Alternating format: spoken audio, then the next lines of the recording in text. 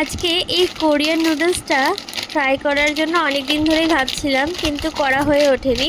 ভাবলাম এটা তোমাদের শেয়ার করি। তো এটা হচ্ছে চিজি একটা নুডলস ছিল।